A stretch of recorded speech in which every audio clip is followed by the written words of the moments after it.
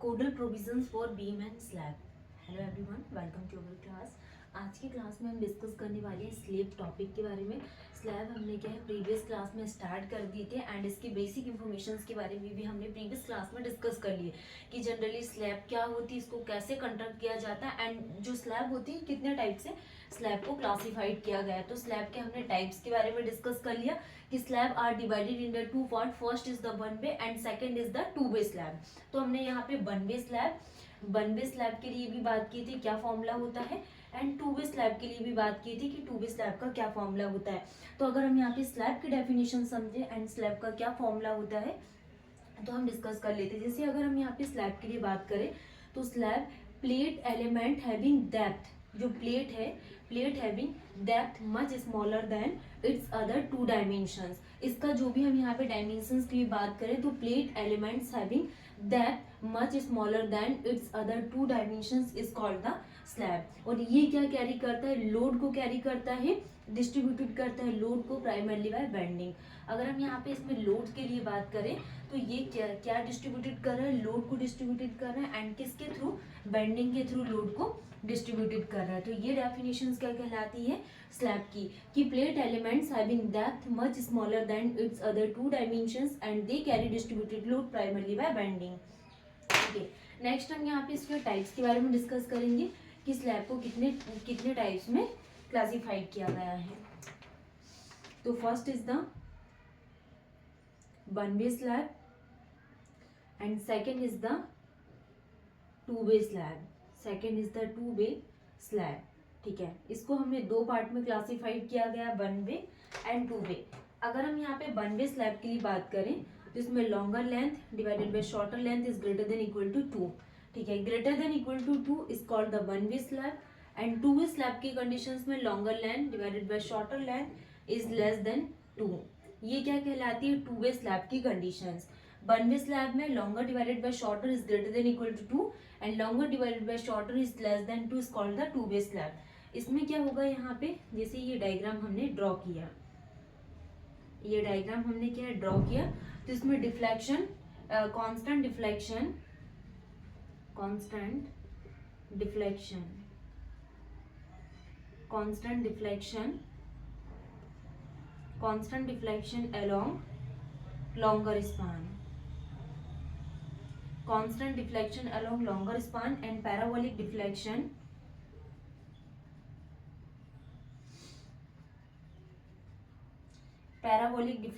along shorter span, ठीक है। तो ये क्या कहलाती है वन वे स्लैब जिसमें कांस्टेंट डिफ्लेक्शन होगा लॉन्गर स्पान के अलोंग, मतलब कि जो भी यहाँ पे लॉन्गर स्पान होगी कांस्टेंट डिफ्लेक्शन होंगी एंड पैराबोलिक डिफ्लेक्शन होगा शॉर्टर स्पान में। ठीक है, टू वे स्लैब में longer length divided by shorter length is less than 2 क्या कहलाता है टू वे स्लैब एंड इसमें क्या होगा यहाँ पे पैराबोलिक डिफ्लेक्शन। इसमें हम क्या डिस्कस कर रहे हैं, parabolic deflection, parabolic deflection along both span. तो ये क्या कहलाता है two way slab.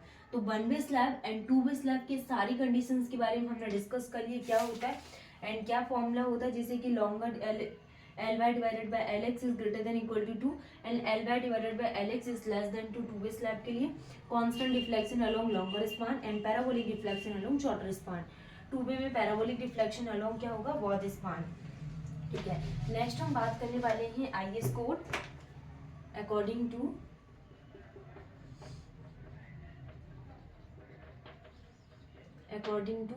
IS code 456/2000 clause 24.1। According to IS code 456/2000 clause क्या यूज कर रहा है 24.1 for slab spanning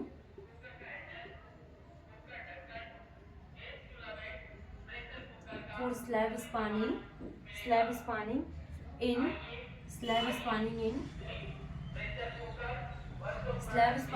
two directions. The shorter of the two span two span should be used for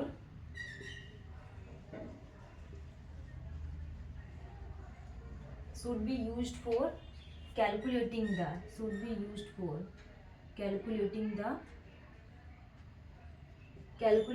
span to effective depth ratio. ठीक है, तो हम क्या बात कर रहे थे यहाँ पे स्लैब के लिए, जिसमें हमने 1 वे स्लैब 2 वे स्लैब के लिए बात की. And according to IS code 456/2000 clause number 24.1 for slab spanning in 2 directions the shorter of the 2 spans should be used for calculating the span to effective depth ratio. आपको ध्यान रखना है जनरली स्लैब के लिए कि जो span to effective depth ratio क्या कहलाता है यहाँ पे slab. And IS code use किया जाता है क्या 456/2000 टेबल नंबर 24.1 में ये आपको ये वैल्यूज गिवन हुई है. ठीक है, नेक्स्ट हम यहाँ पे मिनिमम रेनफोर्समेंट फॉर स्लैब के लिए बात करेंगे. मिनिमम रेनफोर्समेंट इन स्लैब.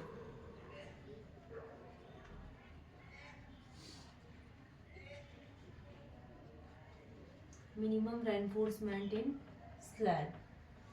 ठीक, तो मिनिमम रेनफोर्समेंट इन स्लैब की अगर हम बात करें in either directions FE 250, FE 415 और 500.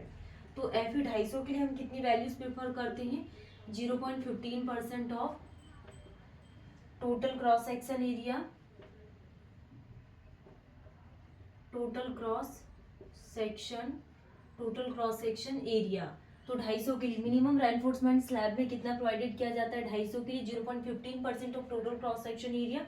एंड FE 415 500 के लिए 0.12% of total cross section area.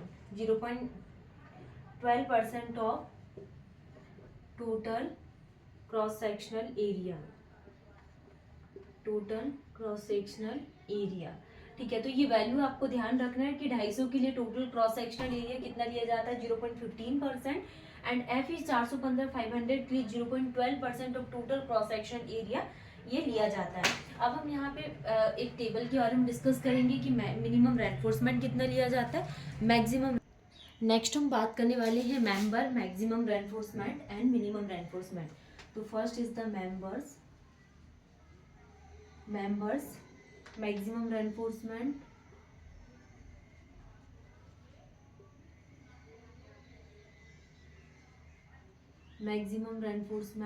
and minimum reinforcement. minimum reinforcement. ठीक है, तो अब हम यहाँ पे वैल्यूज के बारे में बात कर रहे हैं. फर्स्ट क्या जाएगा यहाँ पे?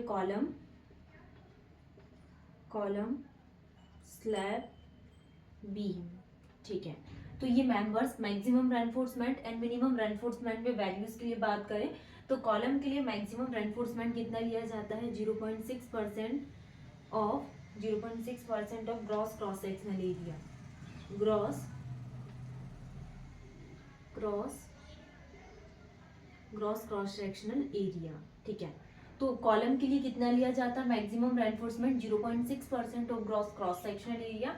एंड मिनिमम रेनफोर्समेंट कितना लिया जाता है? 0.8% of gross cross sectional area. Gross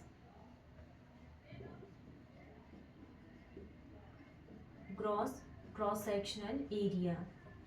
ठीक है, तो ये हमने कॉलम के लिए बात की कि maximum reinforcement 0.6% of gross cross sectional area and minimum reinforcement 0.8% of gross cross sectional area लिया जाता है. नेक्स्ट हम यहाँ पे कॉलम के बाद हम यहाँ पे स्लैब के लिए बात करेंगे कि स्लैब के लिए मैक्सिमम रेनफोर्समेंट कितना लिया जाता है? 4% of gross cross sectional area. Gross sectional area for each compression and tension. Gross sectional area for each compression and tension. ठीक है, तो ये हमने स्लैब के लिए बात की कि 4% of gross sectional area for each compression and tension के लिए मैक्सिमम रेनफोर्समेंट लिया जाता है. नेक्स्ट हम यहाँ पे मिनिमम रेनफोर्समेंट के लिए बात करें तो area of tensile steel divided by width depth equal to 0.85 divided by Fy is the yield strength. तो ये मिनिमम रेनफोर्समेंट है. Area of tensile steel divided by width depth equal to 0.85. Fy is the yield strength. ये slab के लिए हमने बात की. जब भी हम यहाँ पे स्लैब में मैक्सिमम रेनफोर्समेंट प्रोवाइडेड करेंगे तो ये कितना प्रोवाइडेड किया जाता है, और ये टेबल बहुत इंपॉर्टेंट है. यहाँ से क्वेश्चंस बनते हैं, जैसे कि कॉलम के लिए पूछ लेंगे. अगर हम यहाँ पे कॉलम की डिजाइन करना है तो मैक्सिमम रेनफोर्समेंट हम कितना प्रोवाइडेड करते हैं, 0.6%. वो भी टोटल ग्रॉस सेक्शनल एरिया या ग्रॉस. तो करेक्ट आंसर क्या होगा, ग्रॉस सेक्शनल एरिया हम यहाँ पे 0.6 प्रोवाइडेड किया जाता है. और अगर हमें मिनिमम रेनफोर्समेंट प्रोवाइड करना है तो कितना प्रोवाइडेड करेंगे, 0.8% of gross cross sectional area 0.8% provided किया जाता है. नेक्स्ट हम यहाँ पे स्लैब के लिए बात करें तो स्लैब के लिए हम मैक्सिमम रेनफोर्समेंट, हमें अगर स्लैब की डिजाइनिंग करना है तो इसके लिए हम यहाँ पे total gross sectional area provided करेंगे या ग्रॉस. तो करेक्ट आंसर क्या होगा कि ग्रॉस सेक्शनल एरिया हम प्रोवाइडेड करेंगे इज कंप्रेशन एंड टेंशन. तो इसमें दोनों टाइप के लोड्स आएंगे, कंप्रेशन भी आएगा टेंशन भी आएगा. 0.4% हम प्रोवाइडेड करते हैं. Minimum area of tensile steel divided by width depth and 0.85 divided by Fy. Next हम यहाँ पे किसके लिए बात कर रहे हैं, बीम के लिए. ठीक है, बीम के लिए अगर हम बात करें तो बीम के लिए कितना प्रोवाइडेड किया जाता है,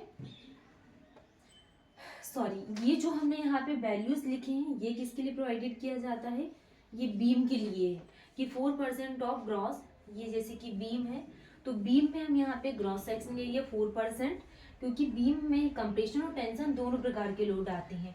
और area of tensile steel divided by width depth and 0.85 divided by Fy beam के लिए प्रोवाइडेड किया जाता है. नेक्स्ट हम यहाँ पे स्लैब के लिए बात करें तो स्लैब के लिए क्या आ जाएगा, यहाँ पे 15%, 0.15% for mild steel, 0.15% for 0.15% for mild steel and 0.12% for 0.15% for mild steel and 0.12% for HYSD बार. ठीक है, तो ये दो वैल्यूज है जिसमें हम मिनिमम रेनफोर्समेंट को प्रोवाइडेड करते हैं स्लैब में.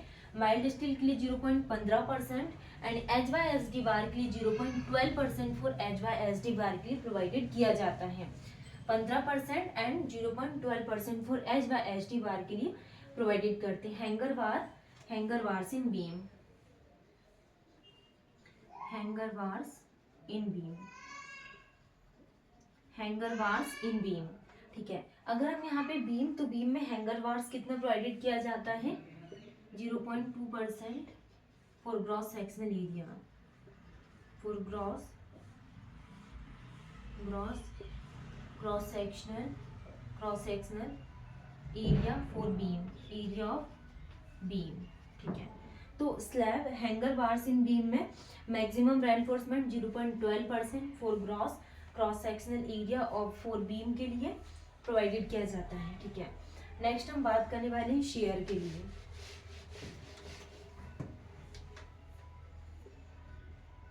शेयर के लिए मैक्सिमम रेनफोर्समेंट कितना प्रोवाइडेड किया जाता है, शेयर के लिए and reinforcement, share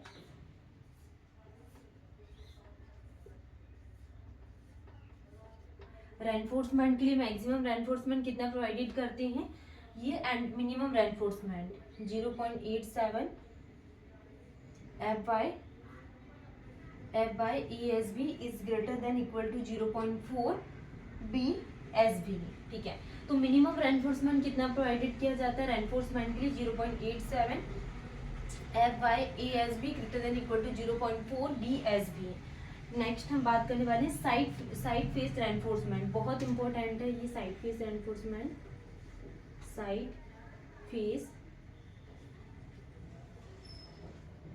face reinforcement in beam. तो side face reinforcement in beam के लिए बात करें तो minimum reinforcement 0.1% of the web area. ठीक है, तो मिनिमम रेनफोर्समेंट कितना प्रोवाइडेड किया जाता है यहाँ पे साइड फेस रेनफोर्समेंट में, 0.1% ऑफ द बेब एरिया. तो सारी वैल्यूज आपको ध्यान रखना है कि कॉलम के लिए कम मैक्सिमम एंड मिनिमम 0.6 एंड 0.8, वो भी ग्रॉस क्रॉस सेक्शनल एरिया.